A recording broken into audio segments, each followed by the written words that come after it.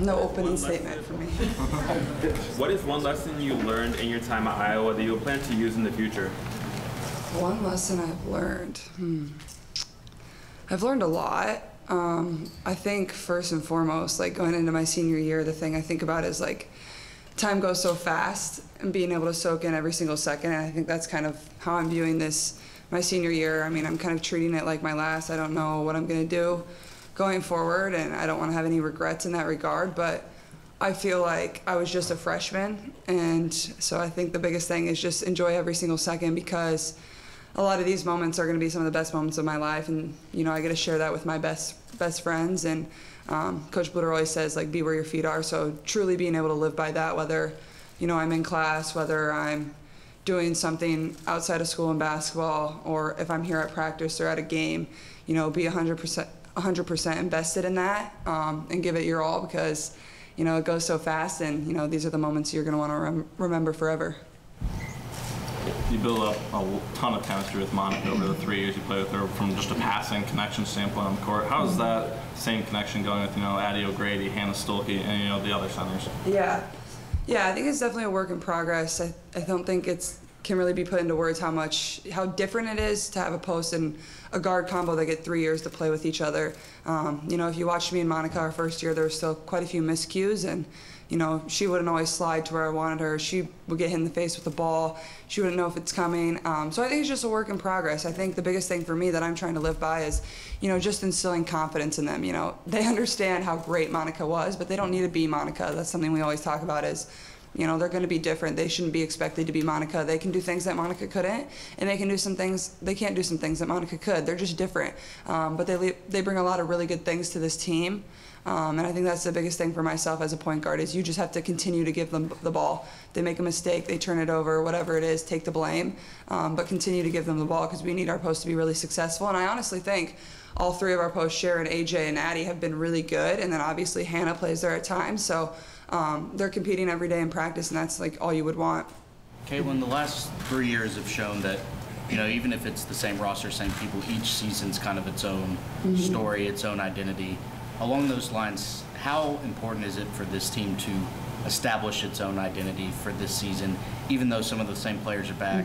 And is that challenge obviously more difficult coming off of what you guys did last year? Yeah, I mean, I think that's the biggest thing is getting the group to understand, like, we don't have to be exactly who we were last year. That's not going to be, you know, a smart thing to think that we're going to accomplish, because that's not how we're going to be most successful. It's like, this is a new team, new players that are going to have new roles. Even Kate and Gabby, they're going to have to move into more prominent roles scoring the basketball just because we lose McKenna and Monica. So I think it's, like you said, like, you can't expect it to be similar to last year, and you don't want it to be. You want it to be different. You want it to be different for this group. Every journey's different. I think the biggest thing I've understood as playing 3 years is there's always ups and downs. There's always hard losses. There's always great wins, but that's basketball. That's a competitive sport. And somebody who's a senior now really needs to be a leader and help those younger kids understand, because when you're younger, you can think the world's ending when you lose a tough game or things like that. But really, you know, I would say last year, some of those hard losses we had at the beginning of the year, whether it was K-State or NC State, those are honestly the reason that we were a whole lot better, and had hard conversations, and grew as a team. So I think that's just the biggest thing, is getting this team to understand that, you know, we need to be different. We're going to be different. We don't have to be anything that we were last year, but we can still be a really, really successful basketball team. Did your foreign trip kind of help you get a head start on what you just touched on? Yeah, absolutely. I think more than anything, it was really good just to spend time with each other. We spend a lot of time with each other anyway outside of basketball, but when you get to travel and do new things and experience new cultures together, I think that's really good. Obviously, our competition wasn't tremendous, but you still get to go out there and work on things and see if it works. You know, we've put in a lot of different stuff this year that we think is going to help us. That is different than what we ran with McKenna and Monica. So I think that was good for the most part, is getting those girls minutes that maybe hadn't gotten a lot of minutes, whether it's Sid, whether it's getting Molly more minutes, whether it's just getting Hannah more comfortable at the 4 and 5. But really everybody got really good minutes and got an opportunity to play. And I think, that's the biggest thing is just getting experience and helping them build confidence. And, that's what I try to tell them in practice is just, play with confident attitude. What your role was last year, it's going to be different this year. That's just how it has to be is, things are going to change. They have to change for us to be successful. You actively try to persuade Kate and Gabby to come back for another year. And just in general, what are their impacts to this program? Yeah, I would say I definitely tried to persuade them. Obviously, they're two of my best friends, and Gabby to me was a little bit more of a lock to come back. Kate, not so much, but Kate was probably just trying to be dramatic and wanted me to beg her so she felt better about herself. No, I'm kidding, but I think the biggest thing is Kate is a really, really good leader, and it's somebody that you want on your team no matter what sport it is, no matter what age group it is, no matter male or female, she would just lead. That's the type of person she is. She just attracts people to follow her, and one of the best teammates I've ever been around. And then obviously Gabby, one of the best shooters, but I don't think she gets enough credit for her defense. I told her she needs to be Defensive Player of the Year, and then she's like, "Nah, Caitlin, that's for you. It's your last one to get." I just started laughing. So we joke about that now. But no, she's one of our. She takes the challenge of guarding the best player. Every single game. And the South Carolina game, for example, she doesn't score a single point. Maybe shoots the ball 1, 2, 3 times. I don't even remember exactly, but she defended every single possession, and I think she played 38 minutes. And that's just the type of player and teammate that Gabby is she's going to give her all. She's not going to hang her head if she doesn't get her opportunities on offense, but she's going to give everything she has on defense. But at the same time, I think that needs to change this year. We have to find ways to get Gabby the ball and get her shots because she's one of the best shooters I've ever seen, as we all saw at the end of the season. And Kate, too. I think they both are going to have to take a step forward on offense and, take a little bit more of a prominent role because, we lose 2 people that gave us a lot on that side of the ball. Caitlin, I want to ask about the crossover coming in a couple weeks. You got a game that doesn't even count on your record, but you got 50,000 people coming to that game. I mean, just how excited for you to be a part of something that few, if any, basketball players will ever get to experience? Yeah, I'm super excited. Obviously, a super historic event that probably will only happen once. I think we're obviously around close to 50,000 tickets, which is tremendous, and hopefully we have a late push to get that up even higher. But I've been checking the weather. 30-day forecast. Are those something you should trust? I don't know. But it looks good. So, no, I think on Sunday is when I'll start really watching the weather. But, I'm excited. And then obviously all the proceeds are going to the Children's Hospital, which is super cool too. So it's for a really great cause. But at the same time, it's an opportunity for us to get better. This is our scrimmage. You get to go out there and compete and work on things. I mean, I'm going to plan on shooting 2 air balls just because of the wind.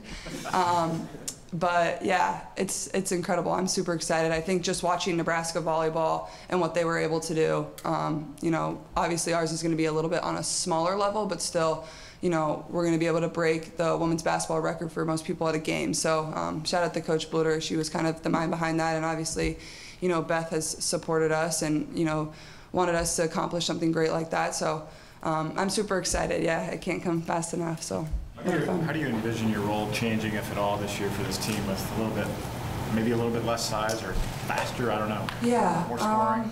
I think honestly, just trying to be the same player that I was last year, and a lot of the stuff that I've worked on in the off season with Tanaya has been really good. I think working more in the half court. Obviously, we kind of know I thrive in transition offense. That's where I like to score. That's where I like to get the ball, and that's hard for the defense to guard you and pick you up there. But on the half court, just coming off a screen, setting up screens, I think I understand people are going to be really physical. They're going to face guard me, and I wasn't always comfortable at times last year coming off a screen and being able to shoot the ball right away. So I think those are some of the biggest things that I've worked on. But also, I think just being a leader. Losing Monica and McKenna, those are 2 huge voices that we had on our team, and Kate can't do everything for us all the time. So, being able to lead, to speak up, be a voice for the younger people, somebody that younger girls can lean on, because I've been through it. I think that's the biggest area that I can grow in and continue to, just lead and, help this team get better in that area, because I don't want Kate to have to do everything. So I think me and Gabby can definitely,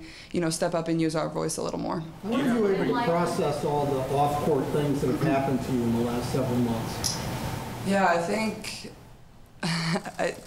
well, first of all, I feel like it was just April, so it's weird that I'm sitting here at this podium, but I think I've just tried to enjoy every single thing and every opportunity that I've had because they're very unique, and I don't know if I'll be able to have a lot of those opportunities for the rest of my life. And I think that's just the biggest thing, is just soaking it in. And it kind of takes you back for a second, because I feel like I was just that young girl that was playing basketball, and I still feel like a very normal individual, but I can't really, especially in the state of Iowa, go out in public without being recognized. And it's always only really good things, and it's cool to see, people rally behind this team, whether it's just in our state, but, across the country. I'll be traveling and people will even recognize me for who I am, and it's cool to see the amount of attention that you brought to women's basketball and our team brought to women's basketball. So, going into this year, I hope to continue to do that and, show people, like, this is something you should continue to watch. And not only watch Iowa women's basketball, like, there's tremendous basketball all across the country, and it's been that way for a while, but I'm glad they're just catching on. And I hope they stay. You're probably going to downplay this, but I'm going to try anyway. You're about 800 points away from Kelsey Plum's all-time record for scoring in a career. Is that something you think about at all? I knew I was probably going to have a chance to break it, but it's not something I'm going to be, like, actively seeking out. Obviously, I'm sure our coaches will tell me if I'm at a game where I get close to that number, which would probably be one of our last regular season games or in the conference tournament. But I think if I just continue to be the player I am and do the things that I've always done, that'll come. And it's not anything, like, I'll live just as a happy life if I never break Kelsey Plum's record. But I think I loved Kelsey Plum growing up. She obviously took Washington, which was a team very similar to Iowa, who was really good, had a great coach in Mike Neighbors, had really great players, and really hadn't been to the Final Four, and took a program that wasn't, hadn't always been there, and they did it. So she was somebody that I kind of idolized. So it's cool to kind of be in that position. And she's somebody I even watched on the W as she plays for the Aces, has had a really successful career, and one of my favorite players. So it's not something I'm, like, counting down the numbers to at all, and if I never get there, that'll be fine. But I know it's a possibility for me this year. Coach Bluter said that even with all the awards over the offseason and in the season for that matter, going into this coming year, that you've stayed motivated. Is that something that's just intrinsic? Is it something that you have to work on? No, I think it's just kind of how I am. Like, I hate not being in the gym. If I am not there one day, like, it kills me. And I think it's been, like, really great this summer. We had our foreign trip, so we had quite a few practices, but once we got back, we didn't have as many practices, and it was really a time where I could get better individually and ask Tanaya to work out a lot, and work on things that I wanted to get better at, and individual things that the coaches thought I could get better at. And you don't always get a ton of that time when you're trying to, build a new team and use practice hours and things like that. So I think that was the biggest thing for myself. Is I'm somebody that I love being in the gym. It's just kind of second nature to me. It's a calming thing. It's something that I'm just comfortable doing. But that's also where all my confidence stems from, is the time I put in the gym, the hours working on my game. It just, kind of builds my confidence up. And, when I step on the court to play a game, is like, I know, like, I can go out there and make those shots because that's, the time I spend in the gym. And, I think it's been a really unique summer for me, getting, extra time to work on individual things that I want to get better at, maybe more so than any other summer that I've had here. With the off-the-chart popularity that you have, the team has, this program, sold-out season, playing in a football stadium, that's going to bring on added pressure, expectations, scrutiny. How do you think you and the team will balance that if, God forbid, you lose 2 games in a row or something like that? And that adds to it on social media and what have you. I don't think it's going to be much different from years previous. Obviously, our expectations were very, very lofty last year, and we had a group that had played 3 years together, and it was like, all right, this is our final time around. To me, that's about the most pressure you can get. I understand we're going to be playing in front of a ton of fans. There's more eyes on us more than ever.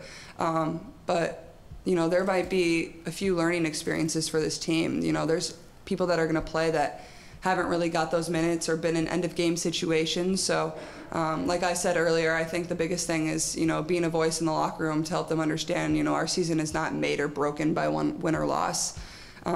when I was a freshman, I probably thought it was. But I think understanding now that's not really how it goes. And yeah, I think Coach Bluder always says pressure is a privilege, and that's something that, you know, you welcome. I wouldn't want it any other way. The girls in the locker room wouldn't want it any other way. Is, you know, we want to be ranked in the top 10. We want a sold-out arena. We want fans on the road booing us. Like, that's what a competitor wants. So it's you welcome it, you enjoy it, and at the end of the day, you understand, like, this is special. Like, don't be afraid of it. Don't run away from it. Just enjoy it and soak it in, because no other Iowa women's basketball team in history has had an opportunity to be in an environment like this. So I'm just going to try to enjoy it, and, you know, if we lose a game that we should have won, you know, I know our world's not going to be broken. It's just you come back the next day and get better and, you know, hopefully lead this team to a lot of success at the end of the year. Do you have a pregame ritual, and if so, what is it? Not really. I mean, we all kind of just do the same routine. We eat 4 hours before a game, come back 2 hours before, and then kind of just get ready and go. I don't really do anything crazy, no. Did you watch the Nebraska volleyball outdoor game? I did. I mean, just kind of what was going through your mind when you watched that unfold? Yeah, well, I was like, first of all, this counts towards their actual record. I'm not sure I would sign up for a basketball game if it counted for my actual record outside. But no, I thought it was incredible. I've always been a fan of Nebraska volleyball. I think what they do is incredible. I think they sell out like basically every game. They're always ranked in the top 5.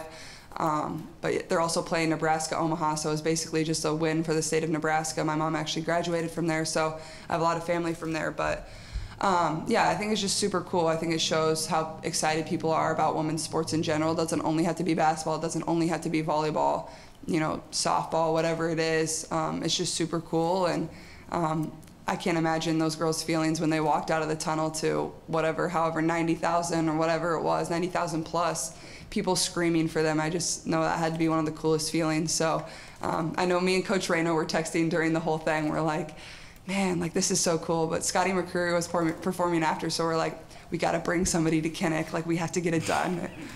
Breaking news, we haven't. No, so it was just super cool, and I'm a fan of women's sports, so it was fun to watch. Who did you want to get to perform? Oh, jeez. There would be a lot of people. Taylor Swift, yeah. I don't think that's on her bucket list right now. I don't know. A lot of people. I would sign up for anything, but I don't know. Scott, he shouted you out. Yeah, Travis Scott. That would probably be an insane show. Yeah, there would be a lot of people. Yeah, and I know you said you're prepared to shoot 2 air balls during the game just because outside. I guess how are you and the rest of the team kind of adjusted to that? I mean, the depth perception required. Yeah, there's nothing you can really do to prepare for it. I guess the depth perception will be kind of weird, I'm guessing. But honestly, when you play in some of those arenas, like, I don't know, I think back to my freshman year when we played inside of the Alamo Dome or whatever it is in San Antonio, like, the depth perception was really weird. But, like, once you get in the flow of the game, it's not really something you're, like, just thinking about all the time. And then obviously you can't really factor in for outside. I'm not going to go and work out at a park. I'm just not going to do that. But we are going to take a shoot around the morning before, so it'll be nice to get out there and be able to, you know, shoot around and kind of see the environment. So when we go out and scrimmage, we're not going to just be completely blind. We're going to have some sort of, you know, feel for the court and what it's like. But yeah, the depth perception when you first walk in an arena can be a little different, but once the game starts flowing, it's not really something that you think about too much. When there's a lot of talk about your individual legacy, but I know you've been an advocate for women's sports basically since you started playing. How important is it for you just to, you know, be the face of trying to push women's college basketball forward, and just for the, you know, being a part of a team that really has elevated women's college basketball? Yeah, I think it's really cool, and it's something that, you know, I enjoy. It's not anything I shy away of. You know, if I have to be the face of women's basketball or women's college basketball, I think that's a really good thing. I think that's cool. I think it's something that's only going to help the game grow more, you know, and it's not anything that I feel comes with a lot of pressure. I think it's just, you know, this has come because of the way you've played basketball and the way you've carried yourself, so just continue to be you. And I think that's the coolest thing. And, you know, Coach Bluder's allowed me to thrive and be who I am. That's one of the reasons I came to Iowa, is because, one, the offense we run is perfectly set to the type of player that I am, and, you know, she doesn't handcuff me to running a play every single time down the floor, or, being somebody that I'm not. She lets all 5 girls that are on the court at one time just be them. And I think that's been the biggest thing for me to be successful is I've just been myself, whether that's, playing with emotion or shooting shots that maybe some people don't love, or I don't know, celebrating on the bench. Coach Bluter just allows us to be ourselves, and that's I think another reason why people are attracted to supporting our team is they can see the emotion and passion and love that we have for one another, and that's a really fun thing to support. What does Coach Martin mean to you as a friend, as a teammate? Yeah. Oh, Kate's awesome. I'm gonna try to figure out a way to get her back for her 7th year if I come back, because I don't want to have to come back if she's not here. But like I said, I'm gonna treat this like it is my last year. But Kate's just an incredible individual. She's somebody that will always reach out to you if you have something going on, and honestly, if you never tell her you have something going on, she's gonna figure it out herself, because she just has that leadership instinct inside of her. She's probably the best leader I've ever been around in my entire life, maybe will be the best leader I've ever been around for my entire life. She just has every single person's back on this team, no matter if she's your best friend off the court, no matter if you don't really talk off the court, she's gonna have your back every single day. And the thing about Kate is she's competitively wired just like I am, so me and Kate can get into it, but that's what I love about her is we'll butt heads a little bit and compete when we scrimmage, but at the end of the day, we're gonna go in the locker room and joke with each other and have fun. That's the type of teammate that she is, and how much fun she is to play with is because she's just as competitive as I am. There was this clip going around where when I would get feisty, Kate would be the first one to be there and have my back, which was really funny. But no, she's tremendous, and I'm lucky enough to have convinced her to come back for her last year, and I will work on finding a way to get her back for another year if I'm here too. What will be your decision-making process as to whether or not you decide to come back for year 5 or go be the first pick in the WNBA draft? Yeah, I guess the biggest thing for myself is just I'm going to go based off of my gut. At the end of the day, I think that's the biggest thing that I should trust is I'm going to know when I need to know if I want to stay or if I want to go. And I think it was very similar to my college decision. It feels weird. I feel like I'm in the recruiting process in a way again, but to a lower extent. But I feel like it's really not something that I think about every single day. It's not something that I let weigh on me. It's I'm focused on helping this team be the best team they can be. And when I know that decision, all of you will know. And I think the biggest thing is I'm just gonna trust my gut. I'm not gonna do research on what's better and all this stuff and find data. I'm just gonna trust my gut and go with that. And I think that's the most telling thing, and that was the most telling thing for me in my recruiting process. I knew there was a lot of really good options, but in my heart, I wanted to be here, and that's why I selected this place. And I think it's going to be the same when I, make the decision to stay here or leave. What have you seen from the other guards around you on this team? Who have you seen step up kind of at the guard position this summer? Is there anyone in particular that you really felt like has made a big jump? Yeah, I think honestly, everybody is playing really, really good. And it stinks because it's hard to find minutes for 13, 14 girls. But I think Molly has done a really, really good job. I think she's just playing with a different confidence level that maybe she didn't have at times last year. But I also think she understands, we lost a lot of people that scored a lot of points. She needs to go into the game with the mindset of, yeah, I can score the ball. And she's one of those people that puts in a lot of time in the gym. So, I just tell her, trust that work. You're really good. And, everybody always tells her, don't pass up shots. Shoot the ball. You're really good. So I would say Molly, Taylor's shooting it really well. And I think Kylie's coming back really well too. Obviously it's very hard to come back from an injury like that. And, I think just helping build her confidence back up. But she's shooting the ball really well. She's moving really well. She seems like she's pretty confident on that leg. And, those are the people that you just need to continue to pump confidence into because we're going to need them. Coach, you had a season like this past year. Is there one thing you want to be better at? One thing I want to be better at. As good as you have been. I think there's a lot of things I can be better at. I think the biggest thing, turnover-wise, I can still cut down on those numbers. And and I think that'll be important whether whenever I decide to move on. Like, that's something at the professional level. Like, I can't average 3 turnovers a game. That's just not a realistic thought. And I think also, like I talked about earlier, like I wanted to get better at shooting off of screens and being more comfortable getting my feet set and getting shots off. And I think that can also translate to the next level when I decide to go is, I might not play with the ball in my hands for 40 minutes. That's might not how it's going to be. I might be playing the 2. I might be playing the 3. So I need to be comfortable moving without the ball and getting my feet set and being able to get my shot off. So I think that's another thing I worked on. And then just in practices, working hard defensively. I still think that's something I can get better at, and something I try to work really hard at when we're working on them in practice, whether it's one-on-one, whether it's closeouts, whether it's 5-on-5. I think it's something that I can continue to develop. Coach Bluder said, go ahead, last one. That she's most proud of all your accomplishments, of your academic accomplishments, Scholar All-American, Academic All-American. How are you able to achieve that high standards off the court, as if not higher than what you have on the court, which is obviously? Yeah, I think honestly it just speaks to the way I was raised. Like, my parents always made sure like my schoolwork was done before I went to basketball practice, before I went to soccer practice. Like, I wasn't going to be able to play sports if I didn't have good grades. And I think it also just speaks to my competitive spirit. Like, I'm wired in the way where I want to complete my schoolwork to the best of my ability. I want to, be the best in the classroom. At times I wish I wasn't that way, because I wouldn't try so hard and I wouldn't care as much, but that's just how I am. And yeah, those awards sometimes get buried below everything else, but they're super cool. And I think it speaks to the full embodiment of a student athlete and what you have to do to be at your best every single day. Thank you. Thanks, guys. Thank you.